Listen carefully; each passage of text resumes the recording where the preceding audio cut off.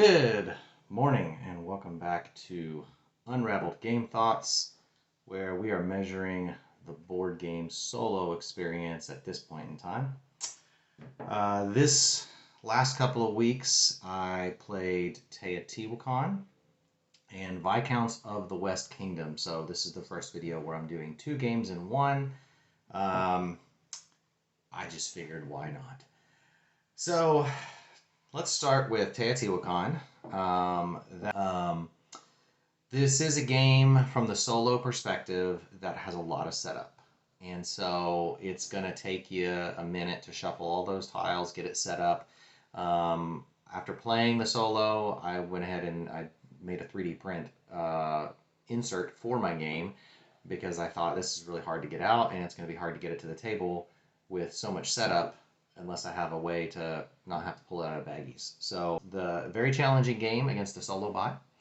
And I won the first game playing the solo bot against Easy, and I think I scored like 230 something, and the Teobot got like 139. So Teobot didn't do very good, not very efficient actions that first game.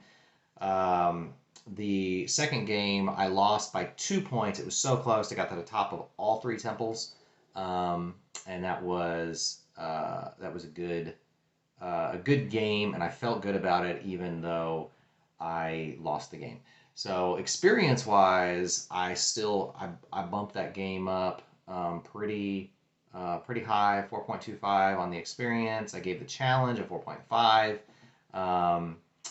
I can't tell. There might be a little bit of a luck factor in there with the way the Teobot runs, but you can't really predict exactly what opponents are going to do, and you can still sort of predict the Teobot just a little bit.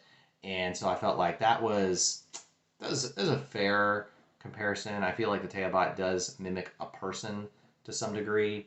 And there is actually, and I have to go, if you go to Teotihuacan on Boardgame Geek and look up solo, I believe if you do some searching, you can find a solo experience. If I find the link, I'll post it in the video or down. So second game I played was Viscounts of the West Kingdom.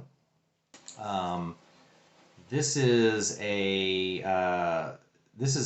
I guess you can kind of say both games are kind of rondels. Teotihuacan is like a rondel action selection.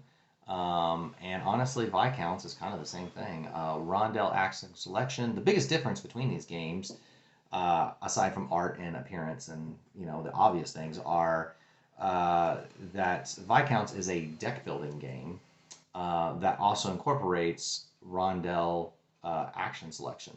So there's a little bit more, I feel like, some dynamic complexity to the Viscounts game.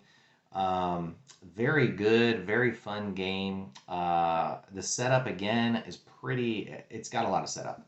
It comes in a small box, which I appreciate, and everything stores nicely, but it's not like, it's all in bags. It's not like super awesome scoring, and setup does take a while with shuffling the decks and putting everything out on the board. So this gets low setup. From a solo experience, you really kind of want to play a couple of games of Viscounts if you're going to get it out. And challenge, I had a 4.25. I played a couple of games, won one, lost one.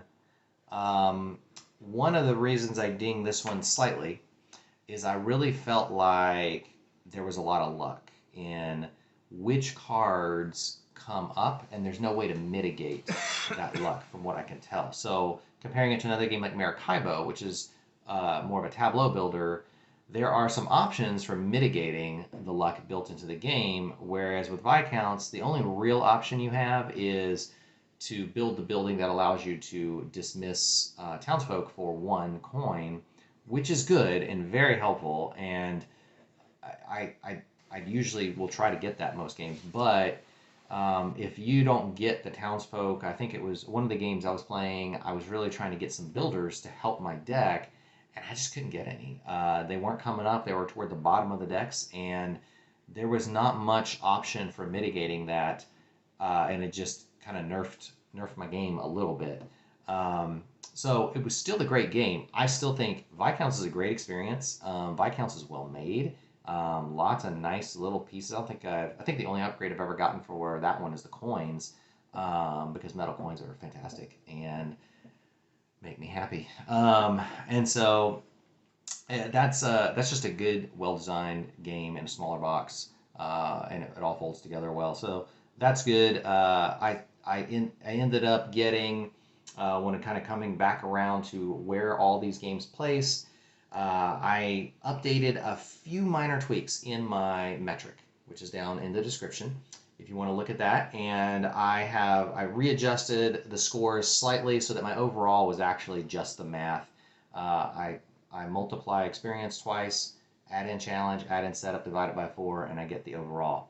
So I'll throw it up on the screen here, the where I have all the games thus far that I've gone through, and then I'd love to hear comments if you have thoughts, if you feel like I'm missing something from my metric.